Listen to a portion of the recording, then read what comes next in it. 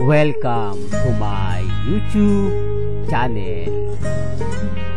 Kung bago ka lang sa channel na to at true-blooded Aldab Nation ka, tama po ang channel na pinuntahan mo.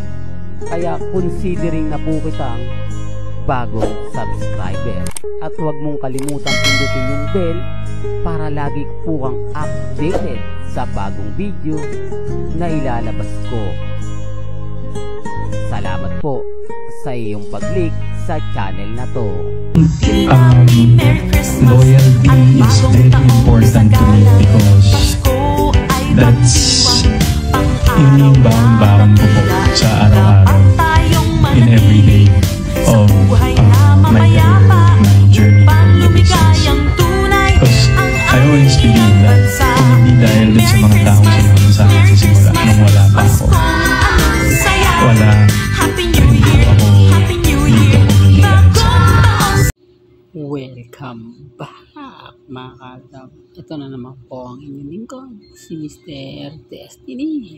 At syempre panibagong update na naman po tayo.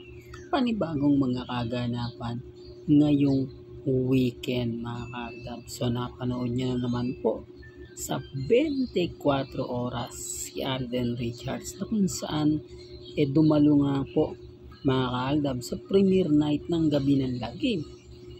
Alam nyo naman po mga Aldab, talagang pag si Alden Richards ang pinag-uusapan o dumarating, talagang kakaiba. Kaya nga po sabi ko sa inyo, yung career ni Alden Richards talagang paangat ng paangat. Kahit na sinasabing pinalulubog siya ng mga ilang kritiko, pero nakita nyo naman po mga Aldab na siya pa rin po talaga ang pinag-uusapan at pinagpipiestahan sa ngayon mga Aldab. Kaya nga lagi kong sinasabi sa inyo na si Alden po yung tipo ng artista na hindi dapat o hindi pakakawalan ng GMA Network. At nangyayari naman po, di po ba? Lahat po ng mga sinasabi natin umaayon po talaga sa social media. Kaya lang siyempre kapag bitter sa akin, hindi po nila matanggap. Hindi nila matanggap na yung mga sinasabi ko at pinapaliwanag ko ay hindi po umaayon sa kanila. Real talk mga Aldab. Kaya yung mga nagsasabing nasa GMA pa si Alden, naka-contract pa siya, nakapirma pa siya ng kontrata, 5 years pa bubunuin ni Alden, wala naman pong problema yun eh. Kung yun po yung paniniwala po nila, nire-respeto ko po yun at ginagalang. Pero pansin nyo nga po ba na tumatanggi na o limitado na yung galaw ni Alden Richards? Hindi na po siya yung tipo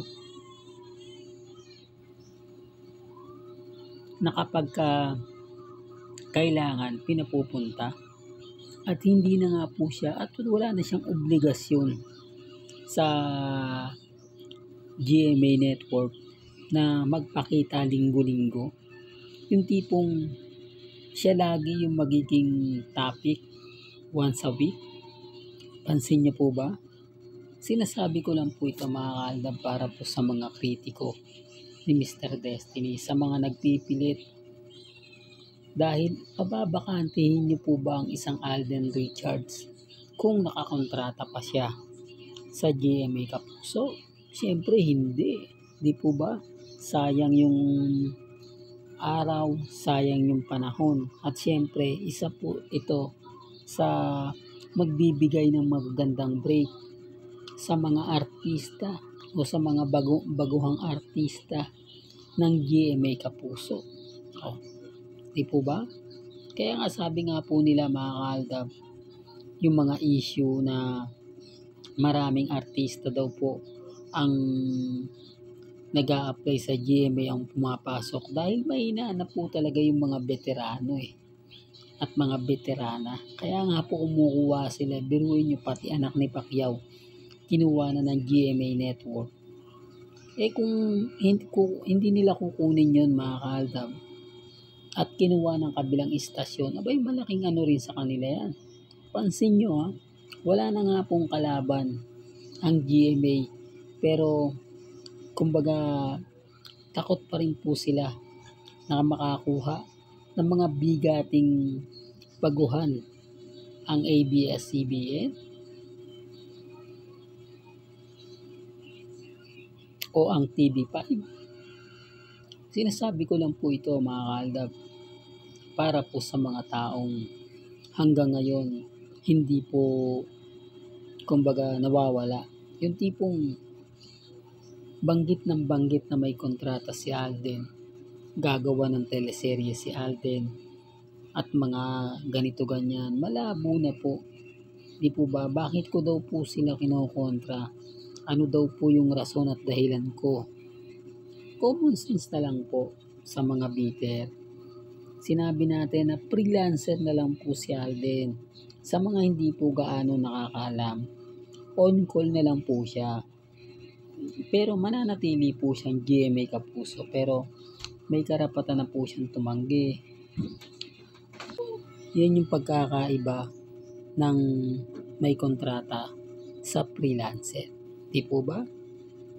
Well, pag-usapan natin itong video na to. Natutuwa po ako dahil marami po nakaka-relate at maraming pumabor para po sa Aldab Nation. Totoo naman po Kasi ito po yung sinabi ni Alden Richards na baon-baon niya, yung loyalty ng mga taong nagmahal sa kanya, sumuporta sa kanya at hindi po siya iniwan. Ito yung Aldab Nation. Bagamat sinasabi nila, hindi, mga Alden fanatics yung binabanggit ni Alden. Ang Alden fanatics po, sa totoo lang po, kukunti lang po yan. Hindi po katulad ng Aldab Nation niya na marami. Kaya nga po hindi sila sa amin makapag-react, makapag-komento ng kumbaga ganito ganyan. Dahil kung marami pong Alden fanatics, hindi sana nawalan ng karir si Alden Richards. Hindi sana nag-isip na kumbaga lumaylo na sa showbiz. Di sana tuloy-tuloy pa rin po ang teleserye ni Alden Richards. Di sana wala si Alden sa 8 Bulaga. Dahil imposible naman po siyang i-guess tuwing Sabado o tuwing Webes sa 8 Bulaga kung sunod-sunod po ang mga project ni Alden Richards. Kung marami talagang Alden fanatics pero hindi kukunti lang po talaga.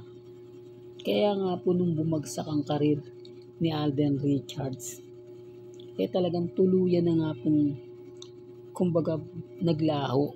Sinasabi ko lang po ito mga kaaldab para lang po sa inyo, sa mga taong hanggang ngayon sumusuporta, hanggang ngayon nagtitiwala. Kasi kahit palibalik na rin natin ang sitwasyon, kahit sabihin nilang sila yung nagpaangat kay Alden, wala namang pong problema yun Alam po natin at alam din ito ng Alden fanatics. Kaya lang syempre ngayon 2025, talagang yun po yung nila sasabihin. Lahat ng mga pahayag ni Alden, aangkinin po nila. Lahat ng mga sinasabi ni Alden patungkol sa fans, yun po yung gagawin po nila. Pero ang hindi po nila alam, yung mga sinasabi ni Alden Richards, malaking sampal po sa kanila. Dahil kahit saan po nang dalhin, kahit anong gawin, kapag sinabing loyalty at yung mga binitawang salita na mensahe ni Alden Richards, doon nyo mararamdaman, doon nyo makikita, doon nyo mapapanood. Pag galing po mismo sa bibig ni Alden Richards, ito yung pagkakaiba nga po mga kaaldab nang sila nagbabalita at ako. Kapag ako nagbibigay tayo ng ebidensya at resibo galing po kay Alden at kay Bengay.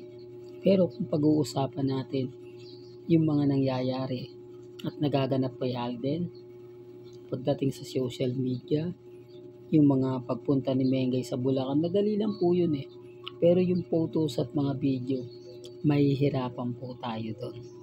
Hanggang dito na lang po ang ating latest updates. Kaya kung gusto niyo pa po ng pinaka-latest at sariwang update, abay tumutok lang po kayo dito po sa channel ni Mr. Destiny para updated kayo sa mga bago at sa mga latest na i-upload po natin maya-maya lang. Kaya kung bago ka lang sa channel na to at isa kang true-blooded Aldab Nation na nagmamahal kila Mengay at Isoy, tama po ang channel na pinuntahan mo. Kaya consider na po kitang bagong subscriber. At huwag mo kalimutang i-share ang mga video po natin sa mga mami, sa mga titas, at sa mga senyor. Hanggang sa muli, salamat po sa panonood at pakikinig.